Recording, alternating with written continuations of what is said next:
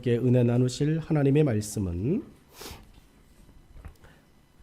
누가복음 24장 44절로 49절의 말씀입니다.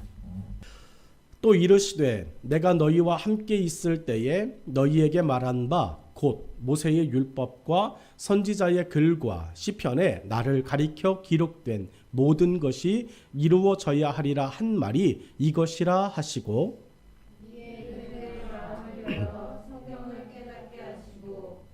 또 이르시되 이같이 그리스도가 고난을 받고 제3일에 죽은 자 가운데서 살아날 것과 또 그의 이름으로 제3을 받게 하는 회개가 예루살렘에서 시작하여 모든 족속에게 전파될 것이 기록되었으니 너희는 이 모든 일의 증인이라. 볼지어다 내가 내 아버지께서 약속하신 것을 너희에게 보내리니 너희는 위로부터 능력으로 입혀질 때까지 이 성에 머물라 하시니라. 아멘. 함께 읽은 본문의 말씀을 가지고 부활하신 예수님의 약속이라고 하는 제목으로 함께 말씀을 듣도록 하겠습니다. 부활하신 예수님의 약속, 부활하신 예수님은 여러분에게 지금도 다가오셔서 다양한 약속들을 지금도 여전히 하고 계시는 부활하신 예수님인 줄로 믿습니다.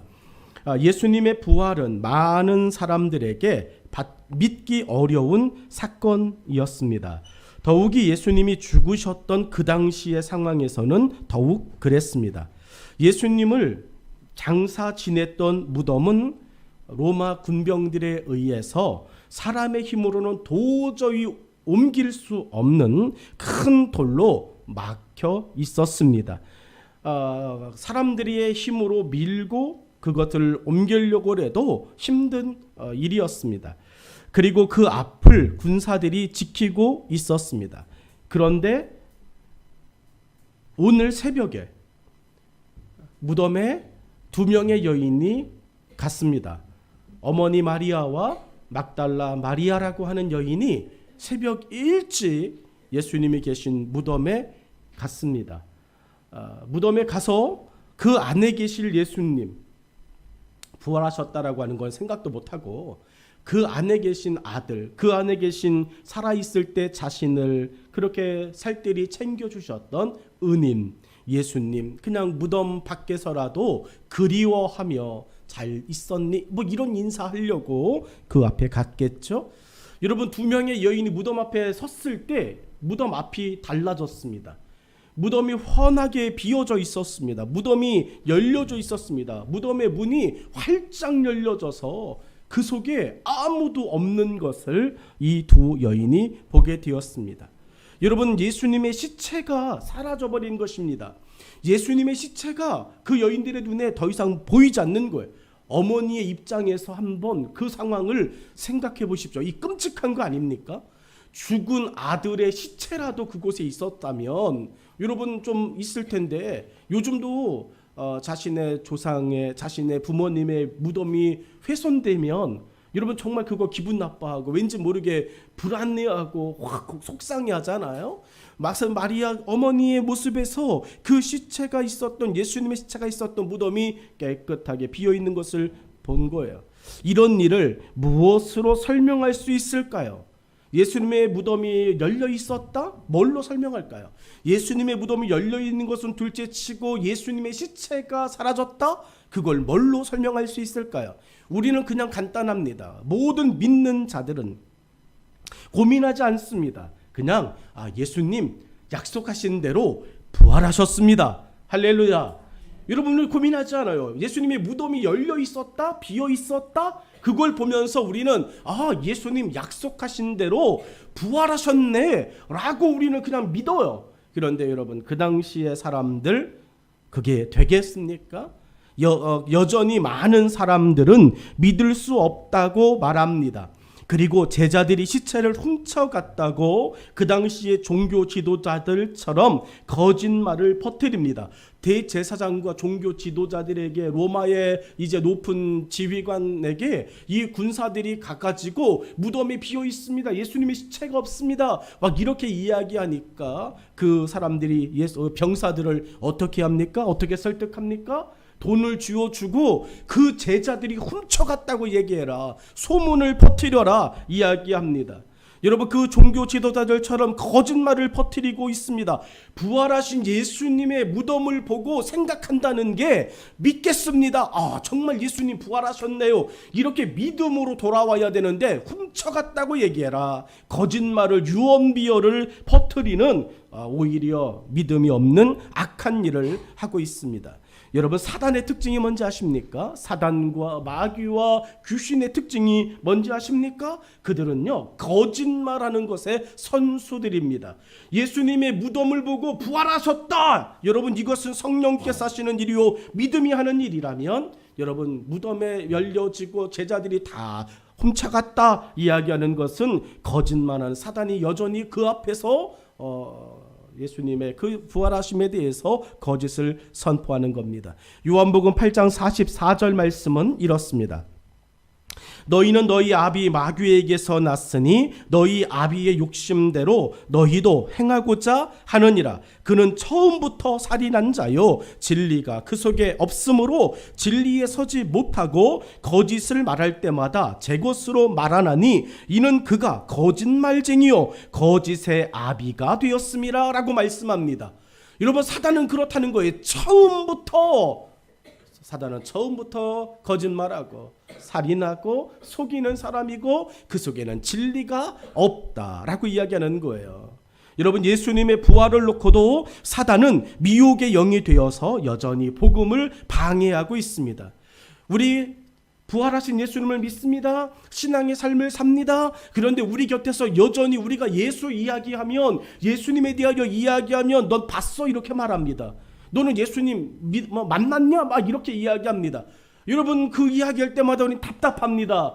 알았으면 좋겠는데 그런 이야기를 하는 거예요. 와, 속상합니다. 그리고 오히려 우리에게 보지도 않고 무식하니까 예수님 믿는 거라고, 의지가 약하니까 예수님 믿는 거라고, 자존감이 약하니까 예수님 믿는 거라고 이야기들을 하는데, 여러분, 우리 자존감 약해서 예수님 믿는 게 아니에요. 의지가 약해서 예수님 믿는 거 아닙니다. 무식해서 예수님 믿는 거 아닙니다. 예수님께서 우리의 소망이시고 예수님이 우리의 죄와 허물을 사하시는 우리의 유일한 구세주이시기 때문에 우리는 예수님을 믿고 있습니다.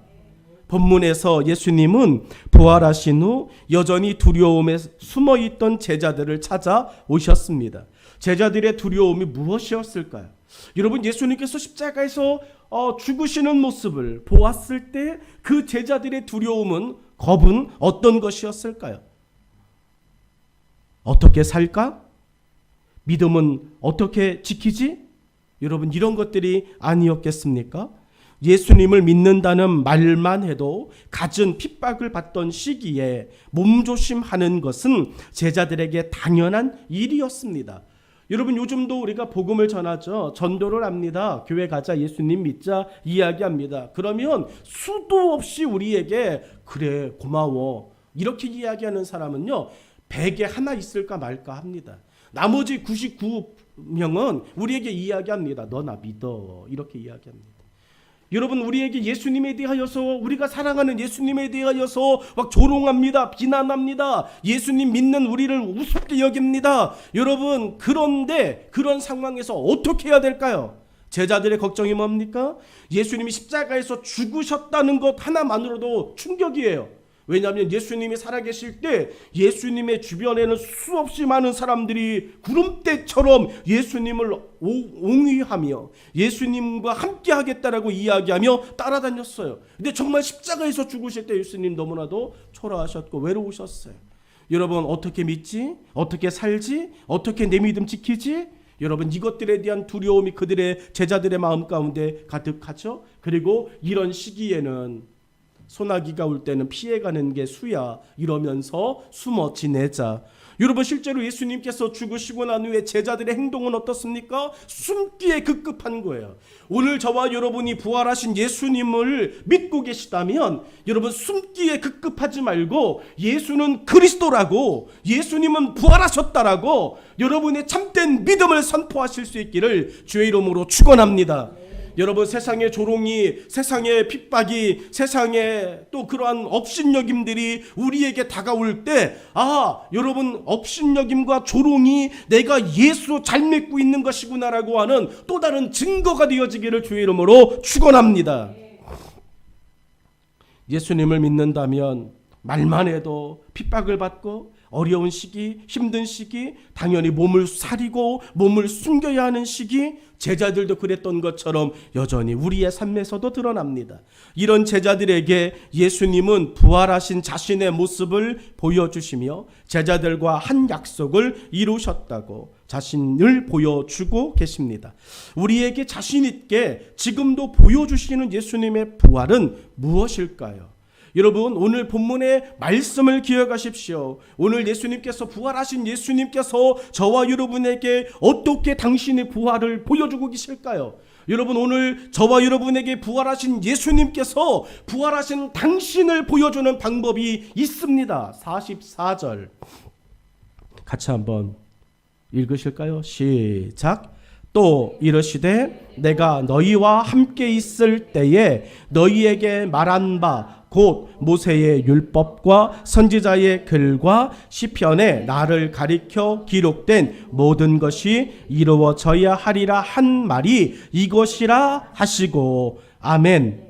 여러분 부활하신 예수님께서 숨어 있었던 제자들에게 뿔뿔이 믿음 대신에 자신의 삶을 지키고 살아내기 위해 흩어졌던 제자들에게 다가가셨습니다. 누가? 부활하신 예수님께서.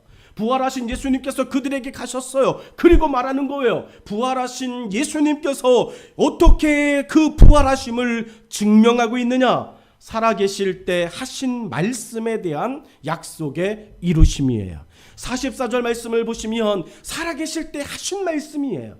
여러분 부활하시고 난 후에 한 말씀이 아닙니다. 여러분 살아계실 때 예수님은 많이 부활하실 거라고 하는 것에 대하여 말씀하셨어요. 또 이르시되 내가 너희와 함께 있을 때에, 여러분 이 함께 있을 때가 언제냐고요? 예수님께서 십자가에서 죽으시고 때로는 맨 마지막 십자가에서 운명하시는 그 순간까지 제자들과 함께 있을 때에 너희에게 말한 바 곧 모세의 율법과 선지자의 글과 시편에 나를 가리켜 기록된 모든 것이 이루어져야 하리라 한 말이 이것이라. 그게 뭐예요? 부활이죠. 여러분 그게 부활이에요. 그 부활하신 예수님께서 그 말씀 붙잡고 그들에게 나타나신 거예요. 여러분에게 말씀이신 예수님께서 말씀으로 여러분을 만나기를 주의 이름으로 축원합니다. 감정으로 만나고 어떠한 느낌으로 만나고가 아니라 여러분을 새롭게 하는 하나님의 살아계신 말씀으로 여러분과의 만남이 있기를 주의 이름으로 축원합니다. 말씀과 만나셔야 돼요. 하나님의 말씀과 여러분이 동행하셔야 됩니다. 무기력하게 붙잡혀서 십자가를 지고 로마의 군병에게 끌려가시는 예수님의 모습은 믿는 자들에게 두려움의 시간이었습니다. 시간이 지나서 그 현장이 아니어서 그 고난과 그 핍박의 시간이 아니어서 저도 이렇게 그냥 태연하게 이야기할지 모르겠어요. 만약에 내가 2000년 전에 그 앞에 있었던 그 믿는 사람이었다면 저도 장담하지는 못할 것 같습니다. 예수님께서 내가 믿었던, 그렇게 힘있게 보였던, 그렇게 강하게 보였던, 내가 정말로 우러러봤던 나의 우상 같은 예수님께서 로마 병정에게 정말로 초라하게 힘도 없이 붙잡혀서 여러분 끌려가고 그리고 십자가를 지고 골고다를 향하여 걸어가시는 그 모습을 볼 때 나 역시 두려울 것 같아요. 그리고 자신들의 믿음이 무엇이었을까를 생각하게 하는 시간이 제자들에게 되었을 겁니다. 이런 모습은 심지어 제자들에게도 나타났어요. 예수님께서 로마 병사에게 잡히시고 고난을 받으실 동안 제자들은 예수님을 부인하고 도망치기 바빴습니다. 여러분 왜 베드로만 예수님을 부인하고 왜 베드로만 예수님을 저주하고 왜 베드로만 도망쳤을까요? 여러분, 베드로가 그 정도 됐다면 그 밑에 있었던 나머지 10명, 11명 요런 제자들은 불보듯 뻔하다는 이야기예요. 근데 그 제자들 중에서 등장하지 않는 한 명의 제자가 있습니다. 찾으셔야 돼요. 여러분, 누굴까요? 예수님의 12제자 중에서 예수님의 그 모습과 고난과 그 어려움 속에서 여러분 그래도 꿋꿋이 그 곁을 지킨 제자가 있어요. 예수님의 십자가의 현장까지 동행했던 유일한 한 명의 제자, 누굴까요? 요한이죠, 요한. 여러분, 예수님께서 내 형제 요한아 보아라, 그 여인을 우리 엄마다. 너한테 내 엄마를 부탁한다. 이렇게 이야기합니다. 여러분, 다 도망가는 건 아니더라는 거예요. 그 현장에서 다 겁나고 그 현장에서 다 무섭고 그 현장에서 다 위축되어 있는 것은 아니라는 거예요. 여러분, 예수님께서 십자가에서 그렇게 고난을 당하실 때 구약 성경에서는 이런 이야기도 있습니다. 바알에게 무릎 꿇지 않은 7천의 하나님의 백성들을 내가 남겨놓았다. 사랑하는 여러분, 예수님은 십자가의 고난을 갑자기 당하신 것이 아닙니다. 이미 하나님을 통해 예언으로 약속되었던 각본이었습니다. 예수님은 이 각본을 받아들이심으로 하나님의 뜻에 순종하신 거예요. 빌립보서 2장 6절로 8절의 말씀을 함께 보시면 이렇습니다. 그는 근본 하나님의 본체시나 하나님과 동등됨을 취할 것으로 여기지 아니하시고 오히려 자기를 비워 종의 형체를 가지사 사람들과 같이 되셨고 사람의 모양으로 나타나사 자기를 낮추시고 죽기까지 복종하셨으니 곧 십자가에 죽으심이라. 아멘. 여러분, 이미 예수님께서 십자가에서 고난을 받으실 겁니다. 십자가에서 예수님이 죽으실 겁니다. 그리고 부활하실 겁니다. 이거는 그냥 오셔서 결정되어진 사항이 아니라는 거예요. 예수님께서는 이미 그 짜여진 각본대로 그냥 아버지의 뜻에 순종하는 것을 살아내신 거예요. 성도의 삶은 여러분 각본대로 되어지는 삶입니다. 믿음대로 되어지는 삶이에요. 저와 여러분이 예수 그리스도를 믿기로 결정했다면 첫 번째로 해야 될 일이 어떤 겁니까? 예수님께서 말씀하신 대로 자기 십자가를 지고 나를 따라오는 거예요. 이게 각본이에요. 첫 번째 각본이 뭐냐면 가서 부자 되십시오, 가서 병 고치십시오, 이런 게 아니라 예수 그리스도를 함께하며 십자가의 길을 같이 걸어가는 것입니다. 그 십자가의 길을 같이 걸어가는 것 중에 하나가 여러분 베데스다 연못에 가서 병 고치는 거고 실로암 연못에 가서 눈 씻는 거며 길에서 예수님 옷자락 만지고 혈류병 여인이 병 고치는 거고 여러분 예수님과 함께 십자가를 지고 걸어가는 그 과정 속에서 죽은 나사로가 살아나는 것입니다. 이것들이 아니라 예수님과 동행하지 않는데 갑자기 뜬금없이 나사로야 나오너라? 갑자기 실로암 연못에 가라? 여러분 이런 일들은 일어나지 않아요? 저와 여러분에게 첫 번째 예수님께서 허락하신 믿음의 삶에 각본이 있다면, 말씀하신 것이 있다면 누구든지 이제 자기 십자가를 지고 나를 따르라 라고 하는 말씀입니다.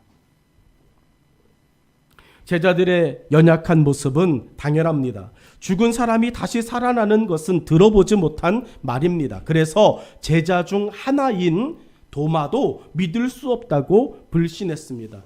여러분 도마라고 하는 제자 들어보셨죠? 디두모라 하는 도마가 그 옆에 있다가 말하는 겁니다.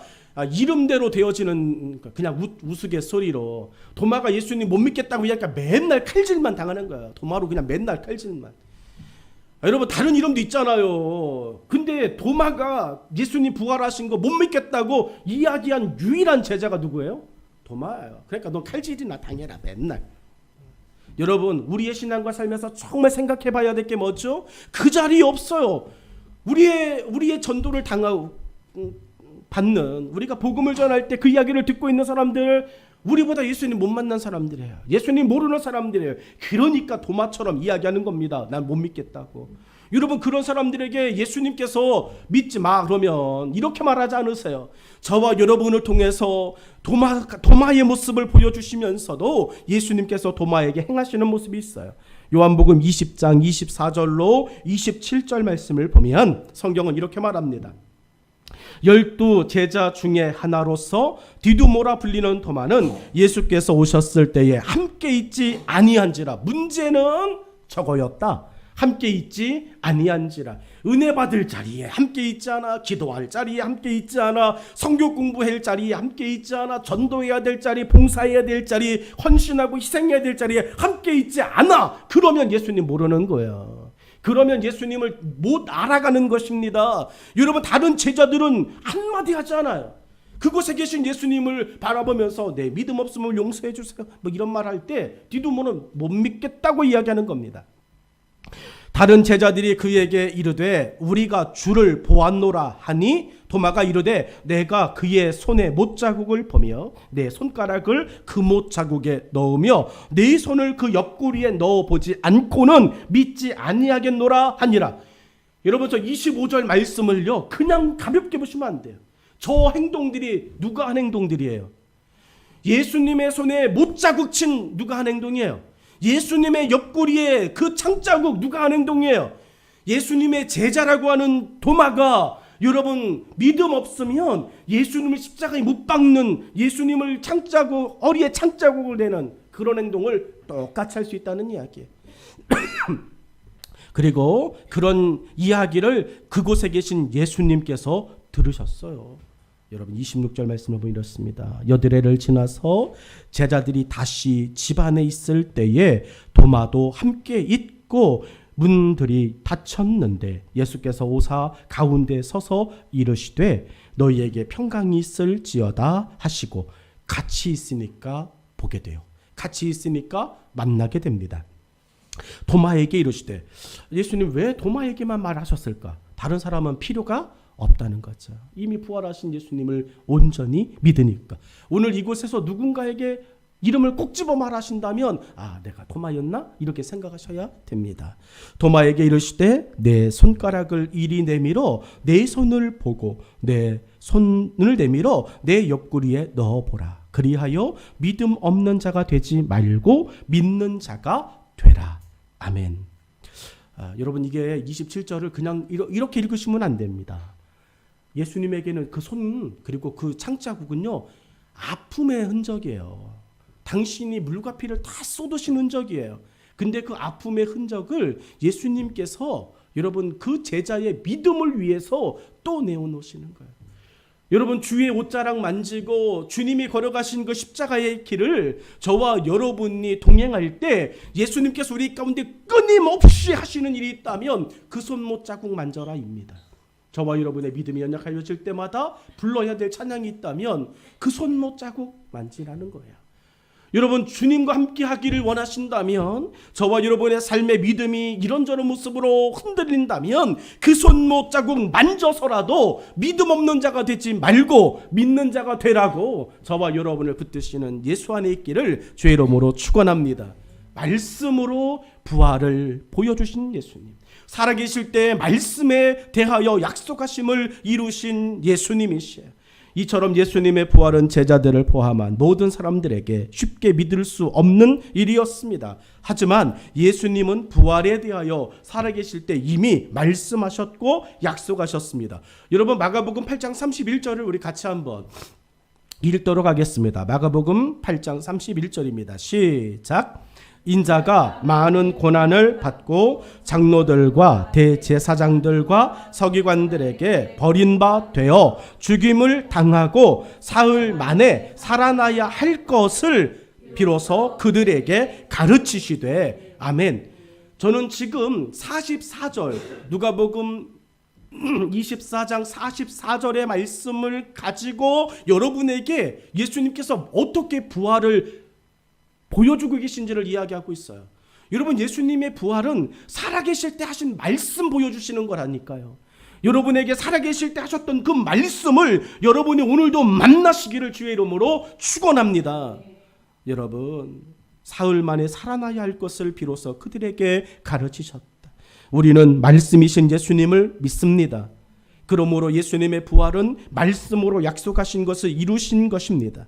예수님은 십자가에서 마지막 말씀으로 여러분 다 다 이루었도다를 말씀하셨어요. 십자가의 가상칠언이라고 하는 그 십자가상의 맨 마지막에 말씀은 테텔레스타이 다 이루었도다라고 하는 말이었습니다. 예수님께서 살아계실 때 말씀하신 것을 부활을 통해 다 이루신 것처럼 우리에게 하신 성경의 모든 말씀도 다 이루어질 줄로 믿습니다. 여러분에게 하나님이 말씀하신 말씀이 다 이루어질 것입니다. 그러므로 우리는 믿음에 견고하게 서 있는 삶을 사시면 됩니다. 여러분, 두 번째로 예수님께서 부활하신 예수님께서 하신 약속이 있어요. 어떤 것이냐? 45절로 47절 말씀 같이 보시겠습니다. 우리 45절로 47절입니다. 같이 읽죠. 시작. 이에 그들의 마음을 열어 성경을 깨닫게 하시고 또 이르시되 이같이 그리스도가 고난을 받고 제3일에 죽은 자 가운데서 살아날 것과 또 그의 이름으로 죄사함을 받게 하는 회개가 예루살렘에서 시작하여 모든 족속에게 전파될 것이 기록되었으니 아멘.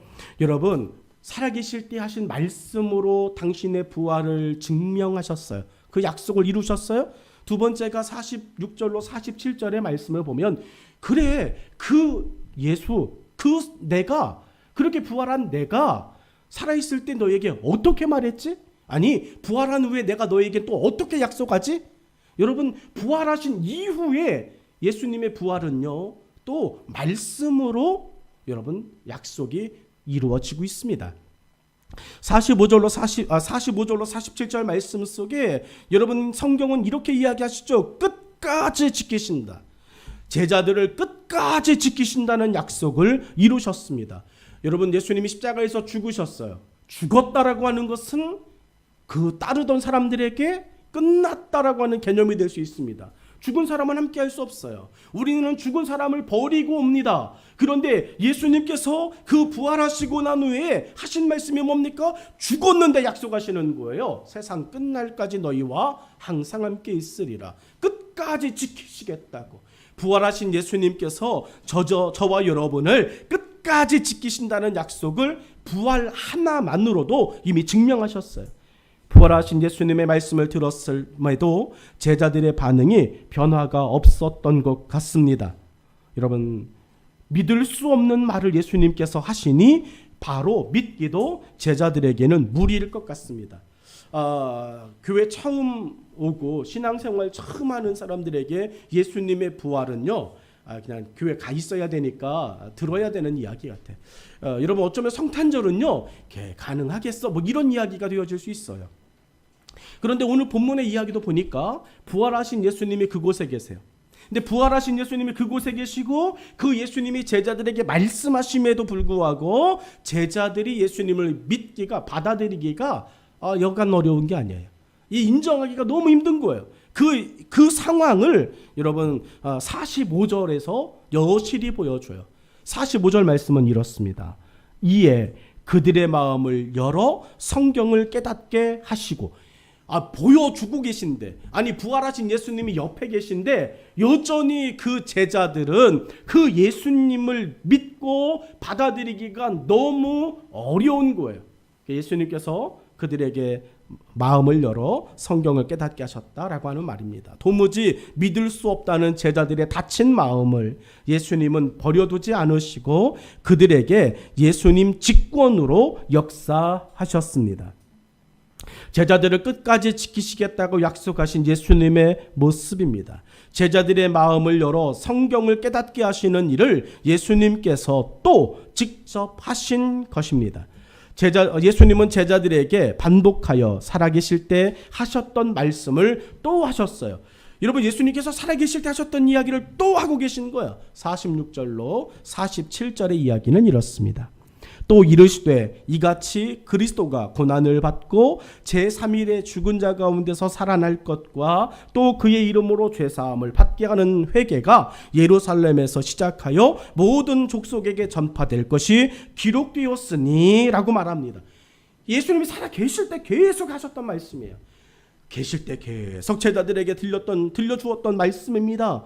제자들을 지키시는 방법은 믿음에 서게 하는 일밖에 없음을 아셨습니다.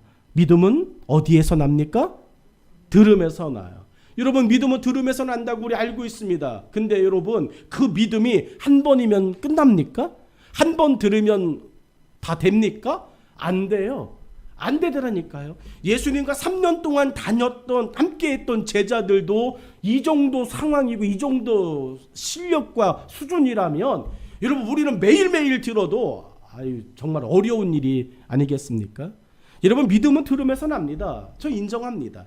믿음은 들음에서 생깁니다. 맞습니다. 그러나 그리고 반복적인 방법을 통해 믿음은 뿌리를 깊게 내립니다. 여러분에게 목사님 설교가 저 한 3년 전 했던 것 같은데 그거 알아챌 시간에 은혜 받으려고 힘쓰시기를 바랍니다. 그런 교육 있잖아요. 없어요? 왜 목사님 설교가 저번이랑 비슷하지? 여러분, 그런 거는 너무 귀신이라고 하면 되지. 너무 잘 알고 있어. 그것도 성경에다가 기록해. 2023년 4월 9일 부활절 설교 본문. 거기다 해가지고 그거 해서 유익하십니까? 그거 해서 여러분의 신앙생활에 성령 임하십니까?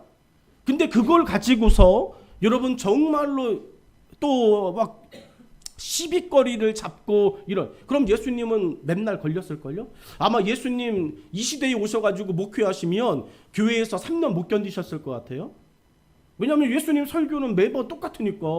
나는 너희를 위하여 세상에 온 하나님의 아들이다. 이거 맨날 하시니까. 심령이 맨날 하시니까. 여러분, 예수님 3년 웬만하면 못 견디실 것 같아요.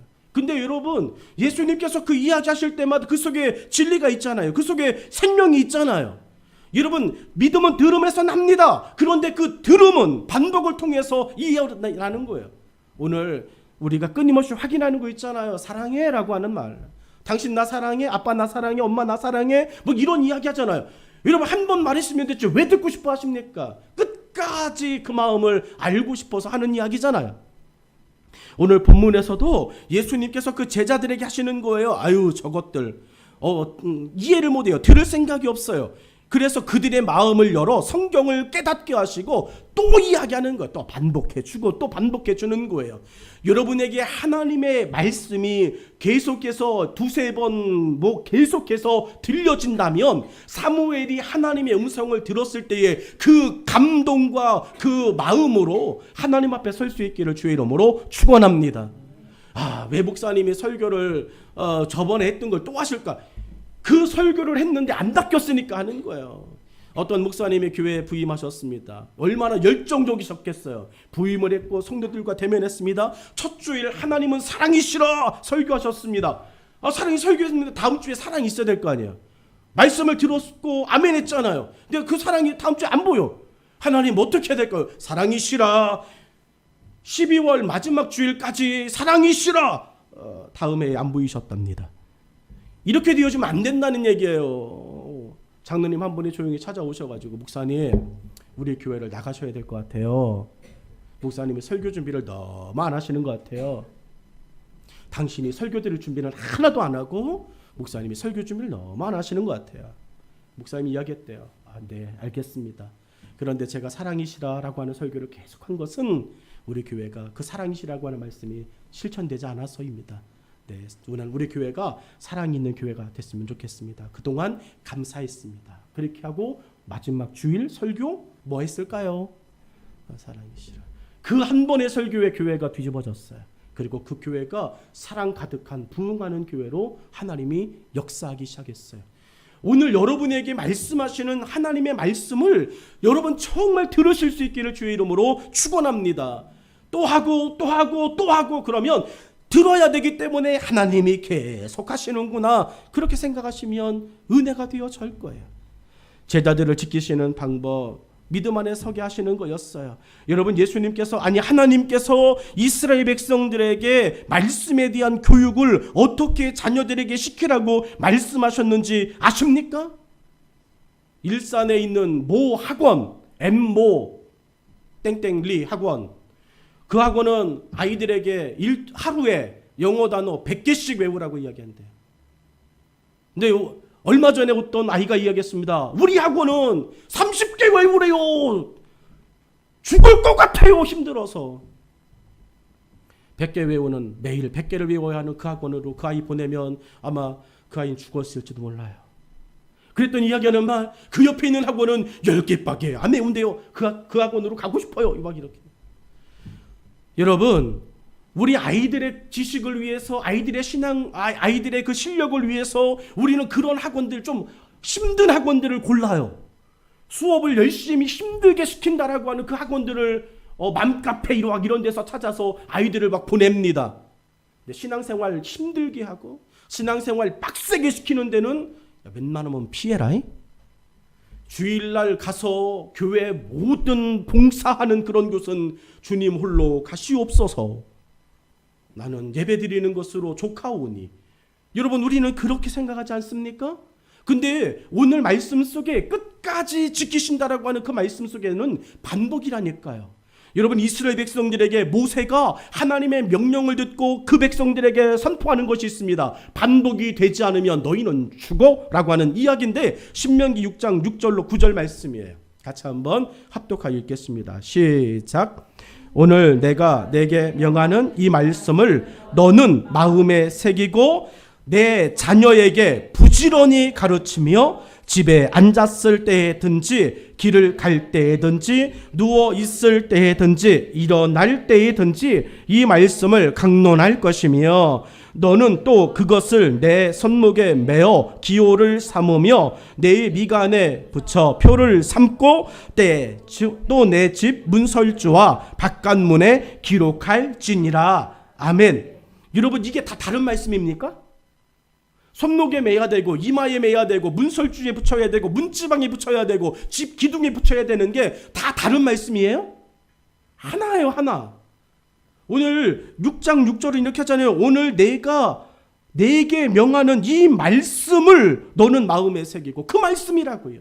그거 하나 가지고 문에서도 이마에서도 손목에서도 끊임없이 보는 거예요. 그게 뭐 이야기하는 거예요? 반복이에요, 반복.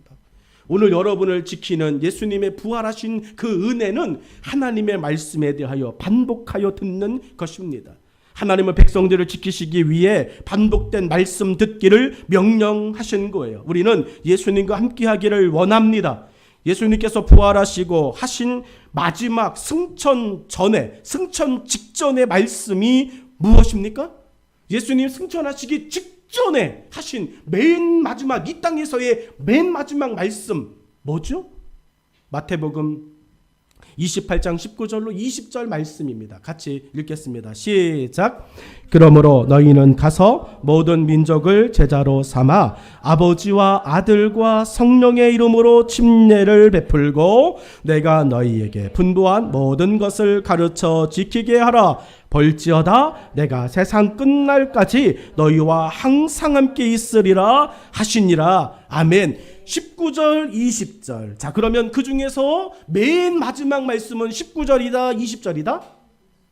20절이에요. 여러분, 20절이죠. 아니, 안 그래요?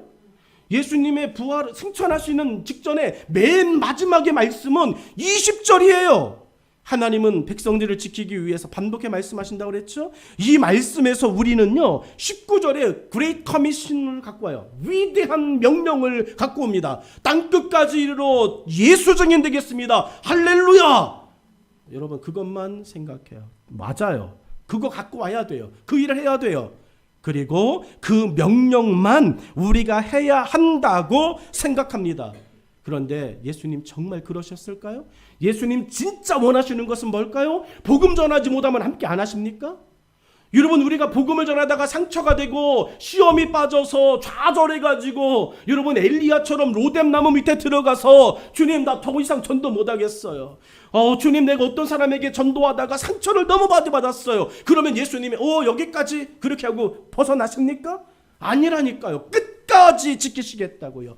부활하신 예수님은 여러분의 상황과 여러분의 형편과 여러분의 처지, 이것들의 믿음에 대하여서의 그러한 것들을 보시고 함께 하시는 것이 아니라 자녀 삼으신 여러분 그 모습 그대로, 있는 모습 그대로 여러분과 지금도 동행하고 계신 줄로 믿습니다. 이 명령과 함께 우리에게 힘이 되어지는 일이 있어요. 예수님께서 세상 끝날까지 우리와 항상 함께 하시겠다는 약속이었습니다. 이 약속은 부활하신 예수님의 마지막 말씀이었어요. 저는 오늘 말씀을 준비하면서 이게 너무 은혜가 됐어요. 예수님 나에게 가서 복음만 전해라, 가서 제자 세워라. 너무 힘들더라고요. 해보니까 너무 더뎌요. 해야 되는 거 알아요. 기뻐해야 되는 거 알아요. 한 영혼이 하나님께로 돌아오는 것, 천하를 얻는 것보다 좋은 거 알아요. 그런데 여러분 늘 그렇게 할 수 있습니까? 못하더라고요. 하면서 많이 상처도 받고 좌절도 경험하고 쓰러지기도 비일비재하게 합니다. 그때 주님이 다가오셔서, 그때 찾아오셔서 우리에게 하시는 말씀, 내가 세상 끝날까지 너와 함께 할 거야. 오늘 복음 전하다 쓰러진 너와 함께 할 거야. 오늘 기도하다가 응답이 더뎌서 의심하고 있는 너와 함께 할 거야. 오늘 하나님을 위해서 열심히 헌신하고 충성하고 하다가 병 걸린 너와 함께 할 거야. 이게 부활하신 예수님께서 하늘로 승천하시기 전 맨 마지막 사랑하는 제자들을 바라보며 하신 그분의 말씀이었다는 것을 기억하시기를 바랍니다.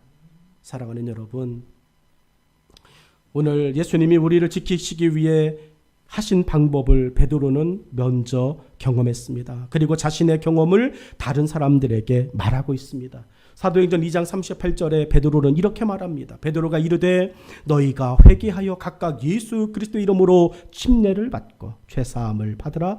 그리하면 성령의 선물을 받으리니 라고 말합니다. 회개하면 예수님께서 약속하신 성령의 임재를 받게 됩니다.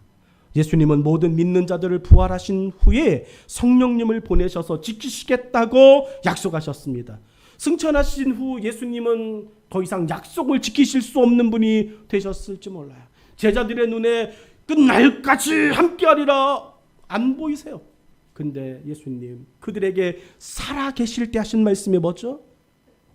여러분, 부활하시고 난 후에 제자들의 눈에서 안 보이시는 예수님, 그것으로 끝! 이게 아니라 그때 예수님께서 승천하시며 세상 끝날까지 너희와 항상 함께 있으리라, 이 말씀하셨던 예수님께서 살아 계실 때 제자들에게 약속하신 말씀이 무엇입니까? 난 너희를 고아처럼 버려두지 않을 거야. 너희와 함께 할 거야.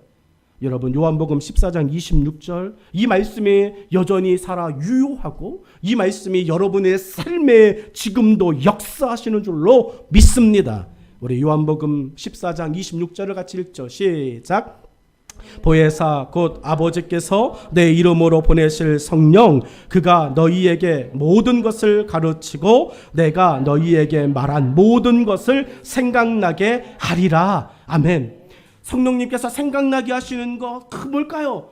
예수님이 너희와 함께 하신댔어.